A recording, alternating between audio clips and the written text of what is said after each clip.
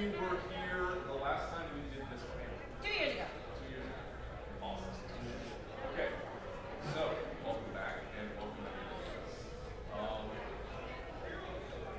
The thing that the people who just raised their hands know that the rest of you probably don't is that I have never taken a conducting class. I did teach middle school orchestra. Woo! Yeah! A year and a half. So I get paid. If you're looking for good conducting, this is the not. Brother, all you gotta do is this. Oh, That's all you gotta do. I'm good. That's really all you gotta do. This time I actually had a good time. Last time it was a pin. This will hopefully, I don't know, it might come apart. If I get any, I'm sorry. My name is Stanley. I'm the Beatles of Triforce Quartet. This is Chad. Do I say my name or you can say it? You say it. I'm Chad.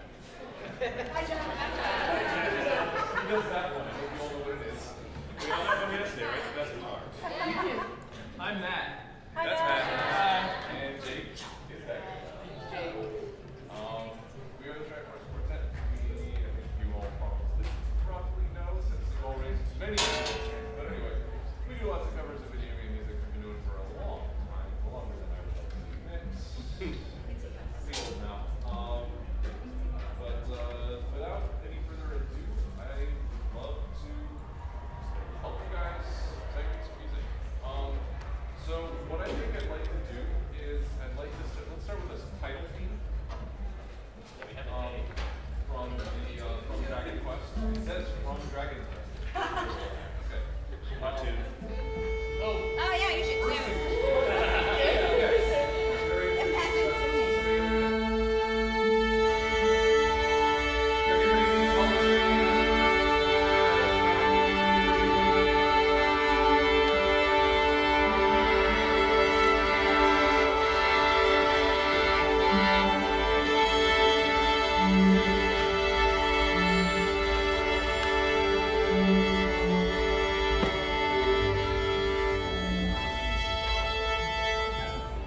One other thing I did.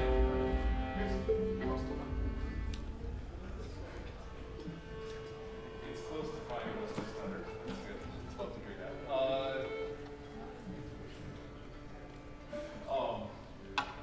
One other thing I wanted to ask. I'm curious everybody's sort of background. So if you are a current, what you would call a professional musician.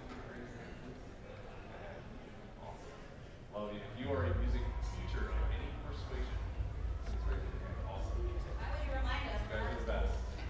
You guys are the best. And if you are somebody who plays music otherwise. Great. Well, having you all here, except for the professionals, you guys Yeah.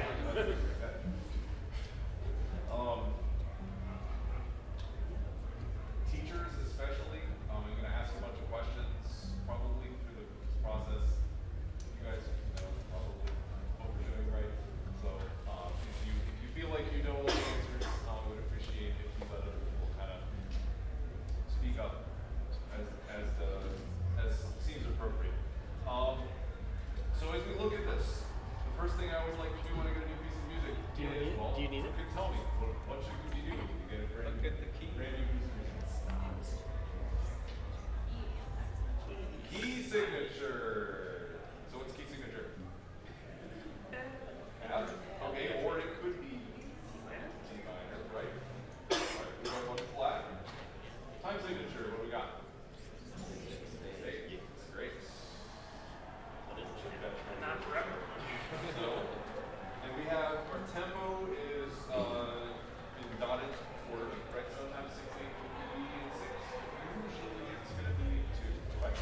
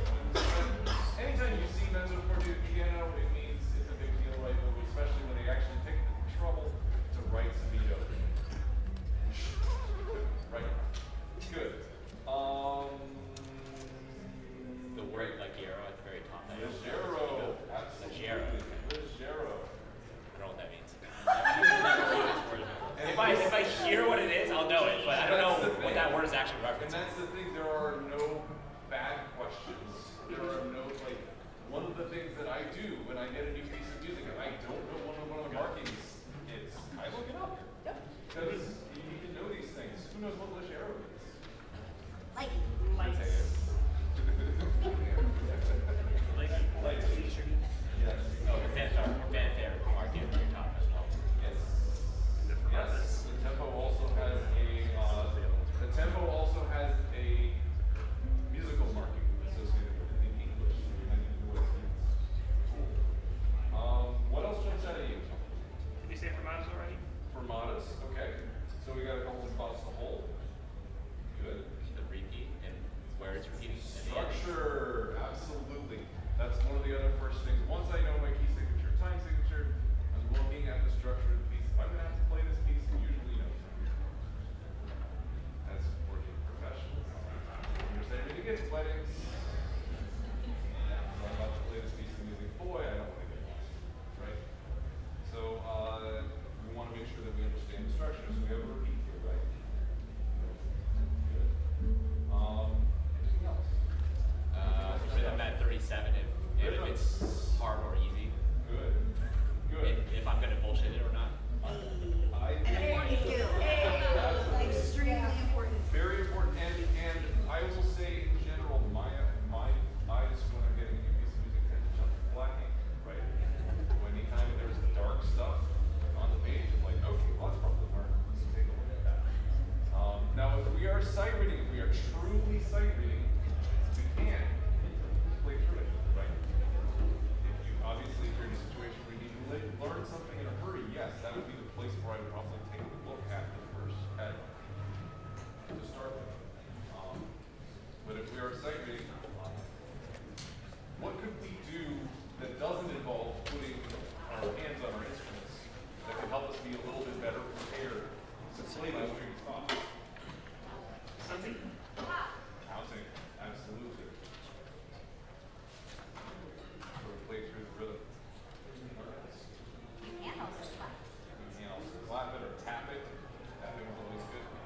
Good. Smells amazing. Love doing that. Good. Now, you guys don't have the score in front of you. So, how are we going to be able to tell who has the number? That's the conductor. Okay. Do we have the What if the conductor says go fish? Did I hear that word listening? I love this word listening. It's my favorite word in the entire musical vernacular. Practice? That's the other one. But listening, listening is the absolute most important thing that you can do. Because when we are sight reading, is the point of what we are doing to play every note correctly? No. Is the point. I didn't have a second point. I thought I did. As long as we end together. It's already been a long. Okay. What are we actually trying to do? Sight read as an ensemble, as a group, as more than one person. What is our primary goal when we sight read? Be together. Be together. Right? And how are we going to do that? Listening. And in particular, for sight reading, counting. If you don't play, and most of you know this, right? But if you don't play any of the notes right, in let's say the first half of the piece, but you know where you are, you can still catch it, right? You still have a chance to come in and play it right. If you are playing the right notes at the wrong place, what are those notes? The wrong notes, right? Good.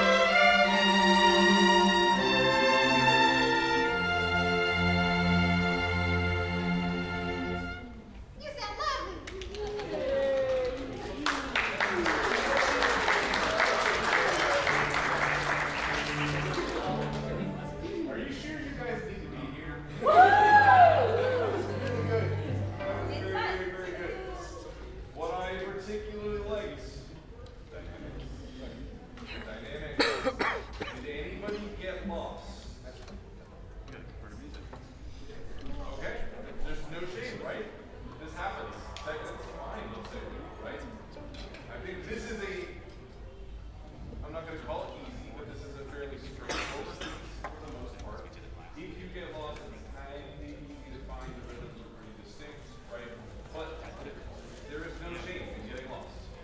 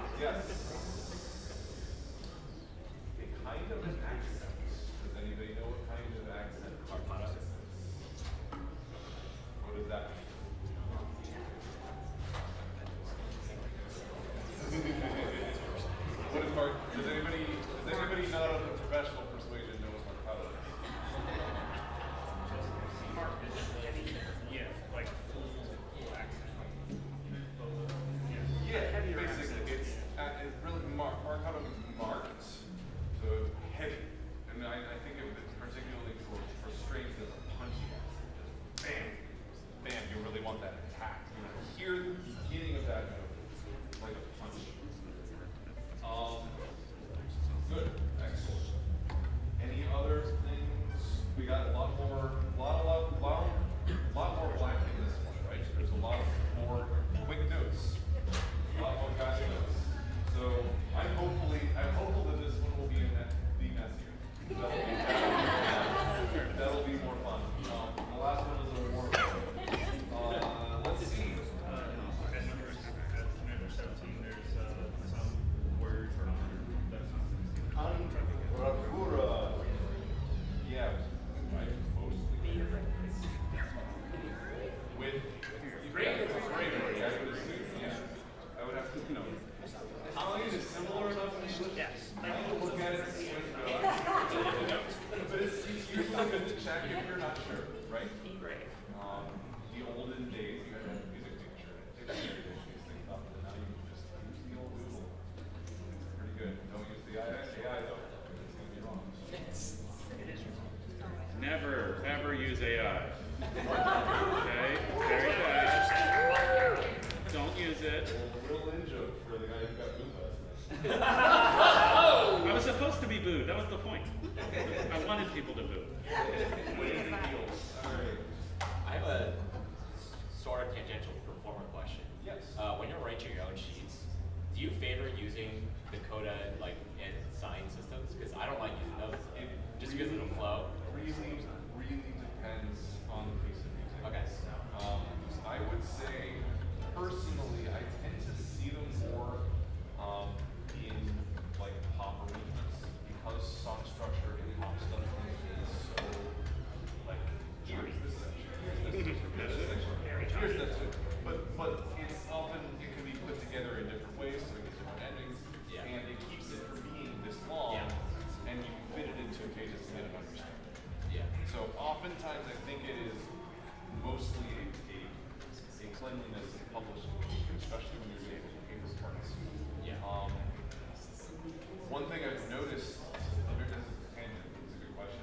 One thing I've noticed as you've gotten more into the digital age, if there is a longer part and you have to go back, it is a huge pain when you have to be turning one page at a time with a pedal. So I'm wondering if that's going to change publishing over time. Because before it was really, you want to get this on pages, right? I would say from a more classical perspective,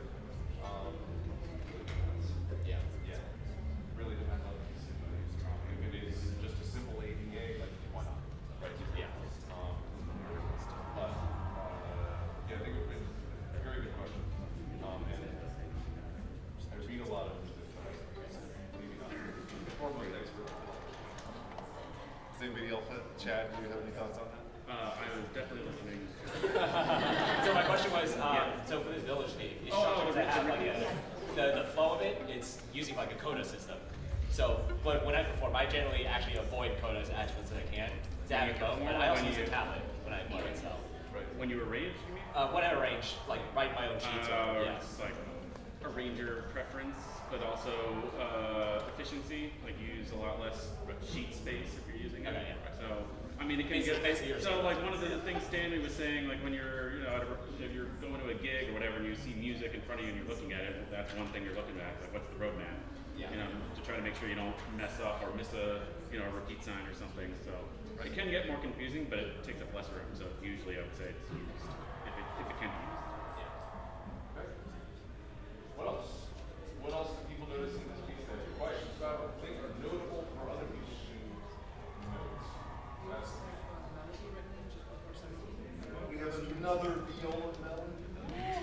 No one really on these cards. Viola still the on it.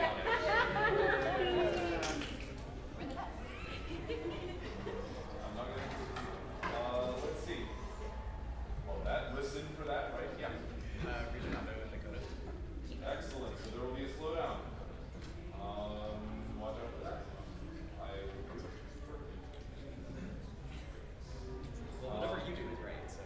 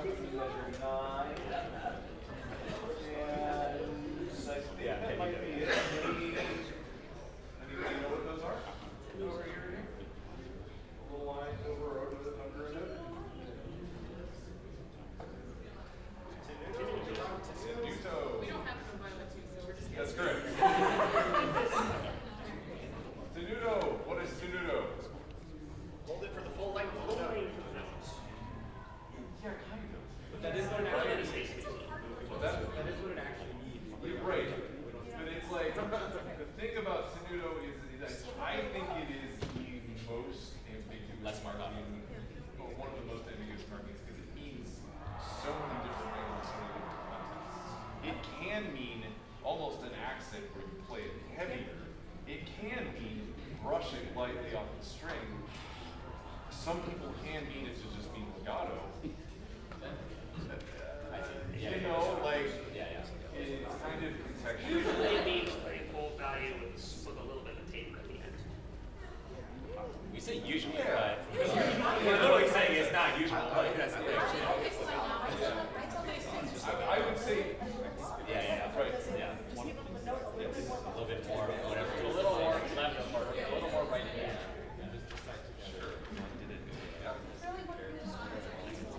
Right.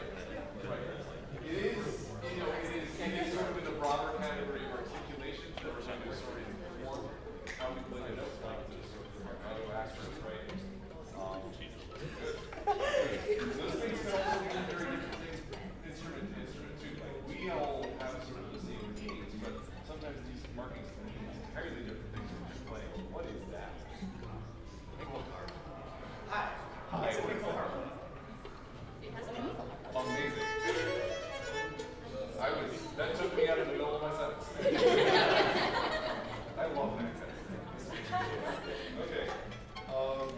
But yeah, the same marking can mean something really different for different instruments. So if you get, for instance, a brass or wind person or a pianist doing arrangements or compositions for strings, sometimes they'll do things in the style of that instrument. Like leave breath marks on accident. Slurs mean different things for those different instruments. So sometimes it's helpful to know, especially when you play loud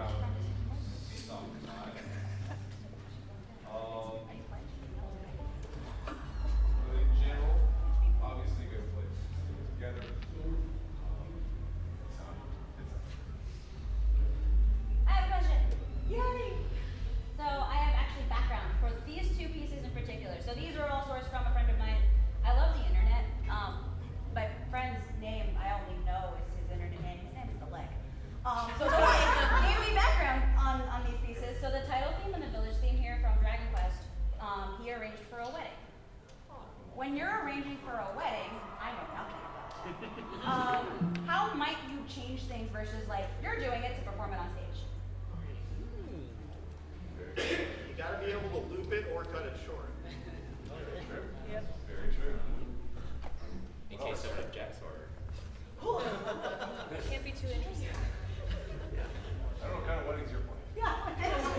Fun ones. Once you get paid big. Any other thoughts on the difference between whether you're arranging something for a sight reading performance or a regular you prepared performance? I'm totally okay with copy and paste transcription for Yes. wedding. I heard a backpack asset version of a Spigleton version of backpack asset of a wedding version. We're starting to get some of those, and I've never just lived harder for that moment. It's pretty amazing. Kind of Old Town Road. Yeah. Yeah. I feel like there's something to be said for like being a background versus the main focus. So like you want kind of a more laid back sort of thing. Yeah. It's for a ceremony, looping easily is great.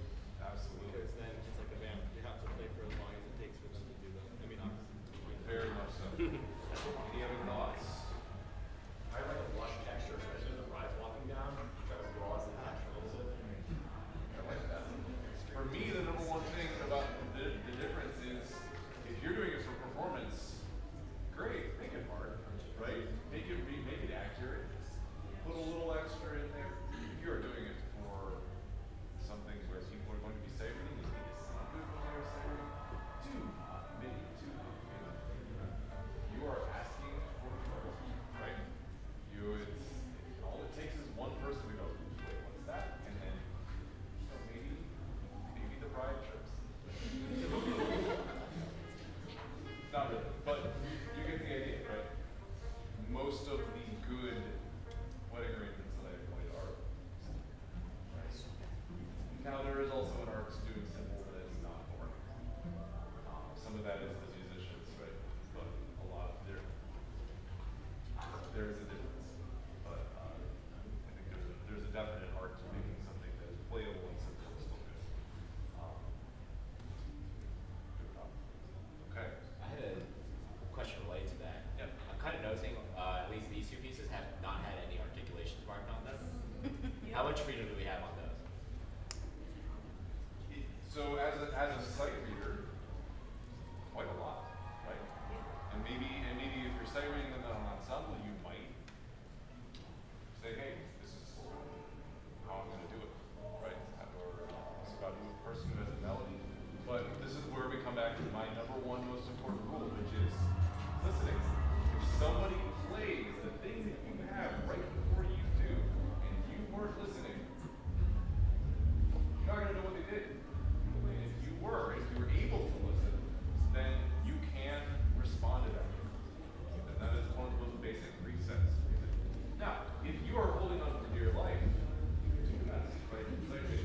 But if you are able to have the bandwidth to listen as you play, it's gonna solve so many of the problems that you find for kids, right? Because they don't just sort of heads down, right?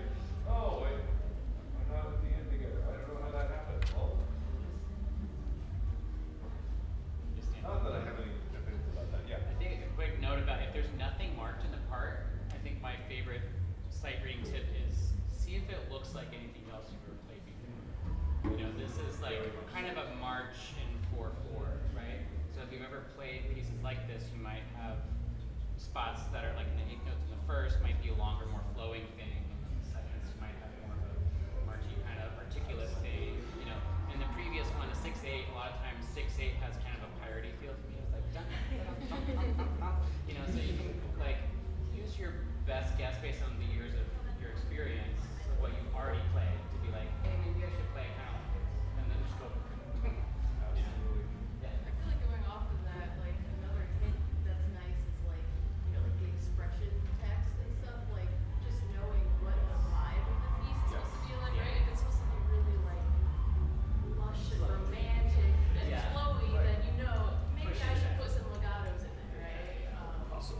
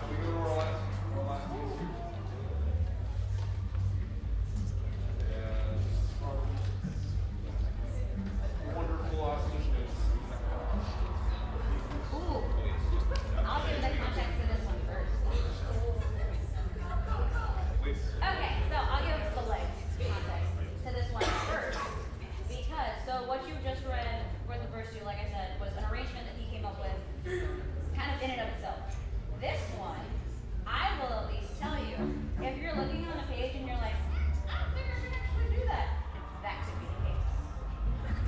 This is a piece that he took from a piano reduction and expanded back out. I know for a fact there's a couple of double stops where I was like, actually we can't do that, but I didn't get provisions in time. So there's a couple where I'm just like, I don't know if we can physically do that. So look for things like that. And that can also give you the context of, did a strings person arrange this? Because we have to ask that a lot. We don't know anything about that, but you're jumping it. There's nothing better than getting another stop you can't play because it's open and closed string. Never do that. You better play it.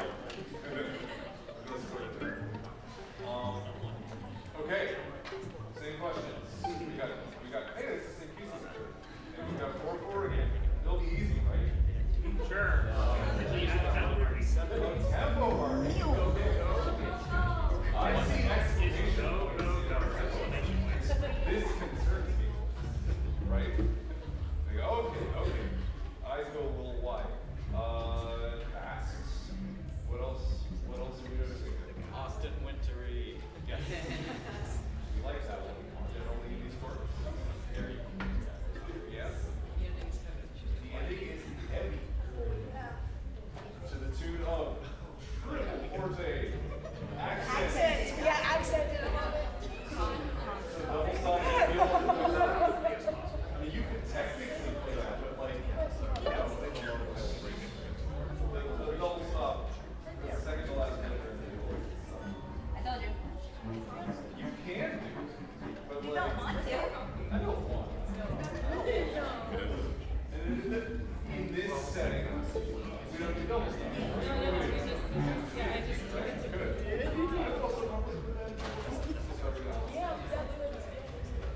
Okay. Yes. Single eighth note rhythm switch up of offbeats to offbeats, but using a very similar. So you're looking at Measure 6. yes. Yes. Offbeats.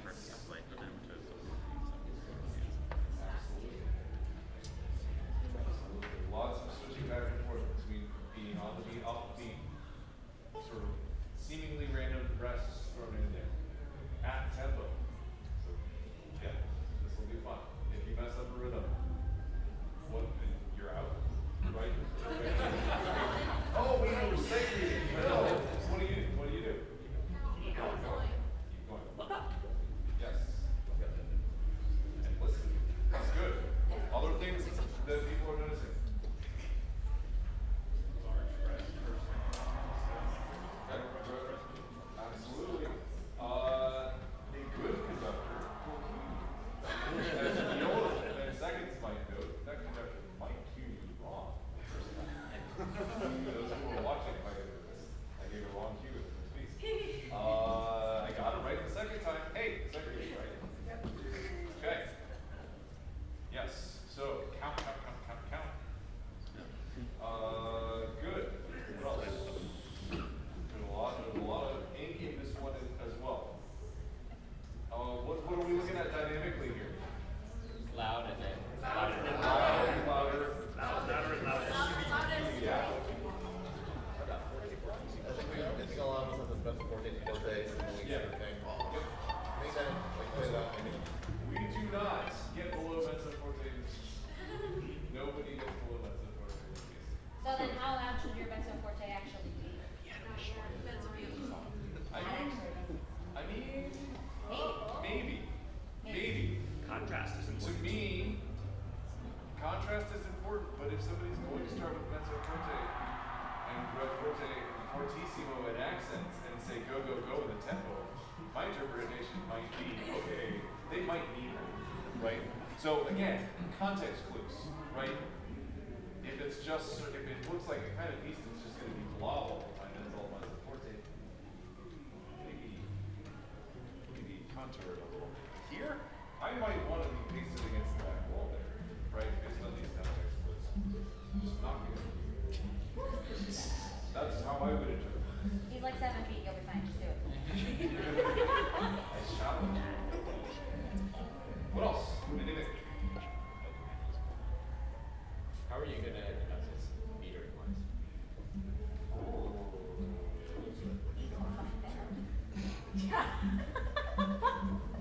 Oh, we go here.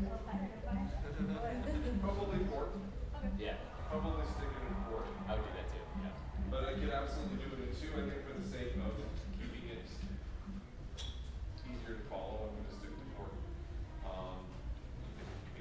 If we knew it better, I might go with 2. And if I knew it, I would. Okay. Let's see. What is this? What are these letters in the first, seconds, and violas in the third measure? What are those SN series? Simulation. That's it. Simile. What does simile mean? Similar. What in this case is it telling you to do similar? That's right. So not only do we have this mezzo forte to forte figure, but we're going to do it over and over. Yeah. Yes, right? Well, it only. I would assume, and this is ambiguous, but I would assume that that figure stays through until the 5th bar when you have the next marker. Usually, if it's simile, it stays that way until something else changes that part. Again, sometimes editors get a little bit Lazy. unclear. Like my least favorite thing is when editing marketing. I would say it's you know, they leave a lot to interpretation. You are not saying you're wrong. But you know, sometimes I feel like people do really like, I mean this, simile means this, and then maybe it's not clear to everybody, right? Such as the light when anybody can make a score at this point, you never know what you're gonna find in the market. Other things to know. Accidentals. It's a great resource. If you miss some, what do you do? I feel like I should.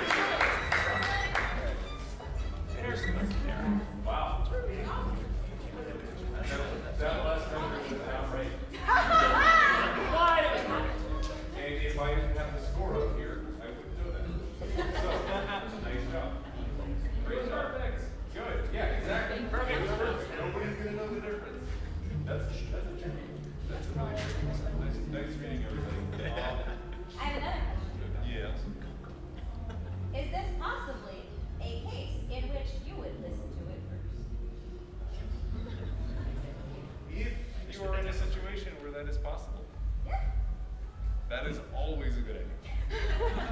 Right? Context clues are important. Some of us grew up in an era where that was much more difficult, right? We have the internet. We have the But internet. now, just about anything somebody's going to be popping out in front of you, unless it is an original competition, is going to have something you can listen to. So, if you ever have any questions about any of these things and you have the opportunity, listening is always good. Yes? I was gonna say on the listening, but do you have a particular resource that you find helps you find things faster or easier than others? Contextually, I wish I did. You know, the Google is usually the first place I go. Sometimes it takes a little bit of digging. But yeah, does anybody else have resources that they use? I'd say like even extending to like arrangements, like if you're looking for a string arrangement or a duet or a trio. Right. Something like that. So if you're looking for specific arrangement, the music store used to be better. It's especially for video game stuff. There used to be a lot more. Things kind of got used, unfortunately. Make friends with people who are good at it. Yeah. Sure. And there's always Sheet Music Plus. Sheet Music Plus has a lot of arrangements and things. With beer. With beer. Make friends. Make friends. Oh, okay. Make friends. Sorry. I don't know about this one. I want to know more about it. When you about to go explore more about this one. MAGFest. Let's see. Can we play the ball here? Do you want to play? Can we play the ball again? Do you want to play them all again? Yeah. Do we have time? Can we do this one? Should we do this one? We can do this one again.